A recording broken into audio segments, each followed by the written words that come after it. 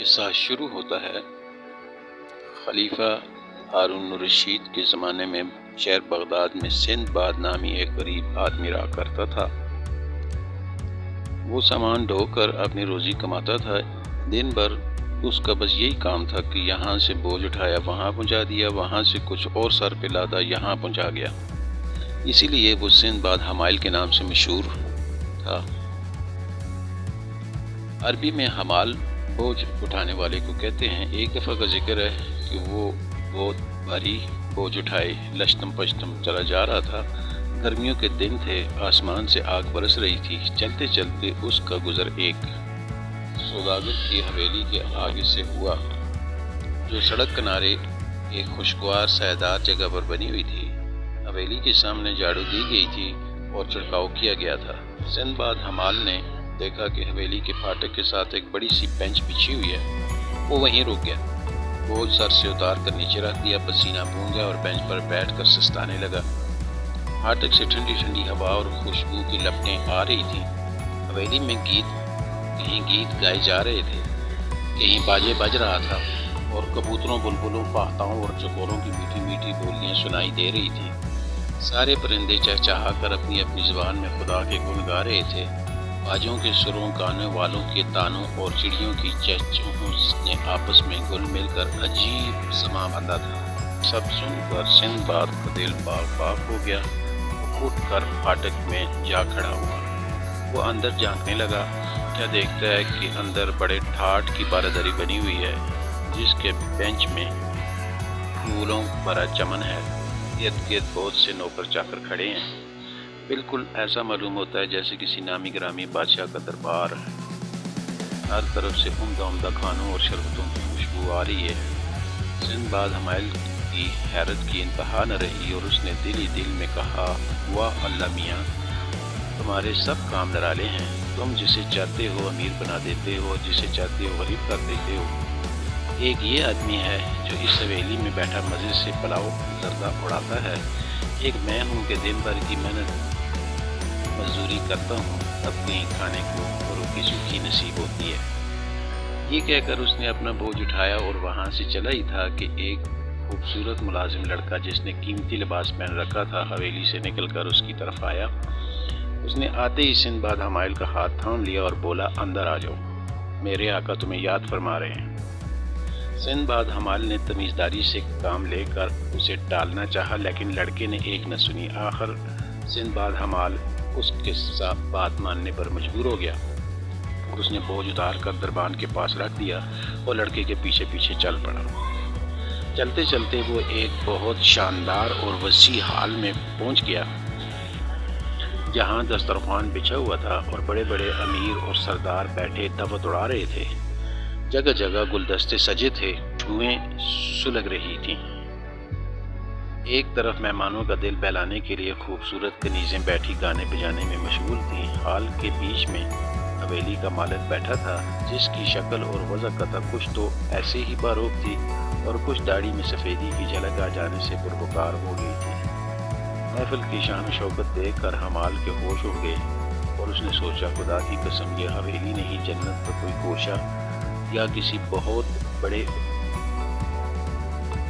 بادشاہ کا محل ہے۔ یہ سوچ کر اس نے نہایت ادب سے اہل محفل کو سلام کیا، ان کے حق میں دعائیں کی اور پھر سر جھکا کر چپ چاپ کھڑا ہو گیا۔ حویلی کے مالک نے بڑی گرمجوشی سے اسے خوش آمدید کہا اور اپنے پاس بٹھا لیا۔ اس کے بعد اس نے نوکروں کو حکم دیا کہ نئے مہمان کے سامنے عمدہ عمدہ کھانے چنیں اور سندباد سے کہا کہ تکلف نہ کرو۔ چنانچہ سندباد حمال نے بسم اللہ کر کے کھانا شروع کیا اور ڈٹ کر کھایا۔ جب اس کا پیٹ بھر گیا تو اس نے ہاتھ منہ دھوئے اور حویلی کے مالک کا شکریہ ادا کرتے ہوئے کہا، صاحب آپ نے میزبانی کا حق ادا کر دیا۔ حویلی کے مالک نے کہا، میرے دوست، تم جب بھی میرے گھر میں قدم رکھو یہ اسی طرح خاطر کی جائے گی۔ خدا تمہارا بھلا کرے۔ ذرا تم ہمیں یہ تو بتاؤ کہ تمہارا نام کیا ہے اور تم کیا کام کرتے ہو؟ سندباد حمال نے جواب دیا، میرا نام سندباد ہے اور میں بوجھ ڈھونے کا کام کرتا ہوں۔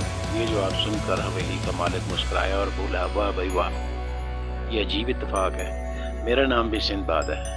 مجھے عام طور پر سندھ باد جہازی کے نام سے یاد کیا جاتا ہے اور لوگ میری سرگزشت سن کر بہت حیران ہوتے ہیں۔ میرے بھائی، ابھی میں تمہیں اپنی بیتی سناؤں گا۔ اسے سن کر تمہیں پتہ چلے گا کہ میں نے اپنے آپ کو کیسے کیسے خطروں میں ڈالا ہے۔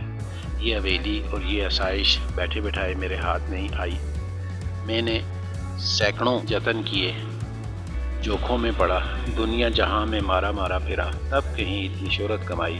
میں نے 7 سفر کیے ہیں اور ہر سفر کی کہانی اتنی عجیب و غریب ہے کہ سننے والے کی عقل دنگ رہ جاتی ہے۔ میرے ساتھ جو کچھ پیش آیا وہ میرے مقدر میں لکھا تھا، اور یہ تمہیں پتہ ہی ہے کہ قسمت کا لکھا پورا ہو کر رہتا ہے۔ اس کے بعد سندھ باد جہازی نے اپنے پہلے سفر کا ماجرا سنانا شروع کیا۔ دوستو، تمہیں معلوم ہونا چاہیے کہ میرے والد بغداد کے سب سے بڑے تاجر اور امیر ترین آدمیوں میں سے تھے۔ میں ابھی کم سنی تھا کہ ان کا انتقال ہو گیا اور ان کی ساری دولت ورثے میں مجھے مل گئی۔ میں نے ہوش سنبھالنے کے بعد اپنی جائیداد کو تحویل میں لیتے ہی ہللے تللے شروع کر دیے۔ میں زرق پر کپڑے پہنتا، کھانے پینے پر بے تحاشا خرچ کرتا، قرض کہ اپنے ہم عمر اور بالکل بے پرواہ اور فضول خرچ نوجوانوں کی صحبت میں گل چھرے کے سوا مجھے کوئی کام نہ تھا۔ میں یہ سمجھتا تھا کہ ساری عمر اسی کھیل کود میں گزر جائے گی، مگر کچھ عرصے بعد جب میری غفلت کم ہوئی تو پتہ چلا کہ سب جمع جتھا ختم ہونے کو ہے، اور اگر اب فضول خرچی سے باز نہ آیا تو کل کو بھیک مانگتا نظر آؤں گا۔ ڈر کے مارے میرا دل بیٹھ گیا اور مجھے حضرت سلیمان بن داؤد کی وہ کہاوت یاد آ گئی جسے والد صاحب اکثر دہرایا کرتے تھے: موت کا دن بہتر ہے پیدائش کے دن سے، زندہ کتا بہتر ہے مردہ شیر سے، اور قبر بہتر ہے مفلسی سے۔ میں نے اپنی بچی کچی جائیداد اور گھر کا سارا سامان 3000 درہم میں بیچ دیا، دل سے ڈر اور پریشانی کو رخصت کیا اور ٹھان لی کہ سوداگر بن کر ملک گھوموں پھروں گا۔ میں نے لمبے سفر کی تیاری کر کے کئی طرح کا خاصا بہت سا مال خرید لیا۔ اپنا سامان لے کر میں ایک بڑی کشتی میں بیٹھ گیا جو اور بھی کئی تاجروں کو لے کر بصرہ کی بندرگاہ جا رہی تھی۔ بندرگاہ میں ایک جہاز کھڑا تھا، میں اس پر سوار ہو گیا۔ بصرے سے روانہ ہونے کے بعد ہم بہت عرصے تک دن رات سفر کرتے رہے، کبھی ایک جزیرے سے دوسرے جزیرے پر جاتے، کبھی ایک ساحل سے دوسرے ساحل کا رخ کرتے، اور جہاں جہاں جہاز نظر انداز ہوتا اپنا سامان بیچتے، وہاں کی سوغات خریدتے یا مال سے مال بدل لیتے۔ اسی طرح چلتے چلتے ہمارا گزر ایک ایسے جزیرے سے ہوا جو بالکل جنت کا نمونہ تھا۔ اس کے کنارے پہنچ کر ہمارے کپتان نے لنگر ڈال دیا اور مسافروں سے اترنے کا بندوبست کیا۔ مسافر اتر کر مختلف کاموں میں مصروف ہو گئے، کسی نے چولہا بنا کر آگ جلائی، کوئی کپڑے دھونے لگا، بعض بیٹھ کر کھانے پینے اور گپیں لڑانے لگے، اور چند ایک جن میں بھی شامل تھا جزیرے کی سیر کرنے نکل گئے۔ ہم سب اس طرح اپنے اپنے کاموں یا تفریح میں مگن تھے کہ یکایک کپتان جہاز سے حلق پھاڑ کر چیخا: فوراً جہاز پر آ جاؤ، جلدی کرو، اگر تم زندہ رہنا چاہتے ہو تو سب کچھ چھوڑ چھاڑ کر بھاگ آؤ، خدا تم پر رحم کرے، کیونکہ یہ جزیرہ نہیں ہے بلکہ ایک بہت بڑی مچھلی کی پیٹھ ہے۔ یہ مچھلی بابا آدم کے زمانے سے یہاں سمندر میں سو رہی تھی، اسی لیے اس کی پیٹھ پر جمی مٹی جم گئی اور درخت اگ آئے۔ اب جو تم نے وہاں آگ جلائی تو اسے گرمی محسوس ہوئی اور وہ ہلنے جلنے لگی۔ ارے کمبختو، وہاں کھڑے میرا منہ کیوں تک رہے ہو؟ جلدی کرو، بھاگو، ورنہ یہ مچھلی ایک دم سمندر میں غوطہ لگا جائے گی اور تم سب ڈوب مرو گے۔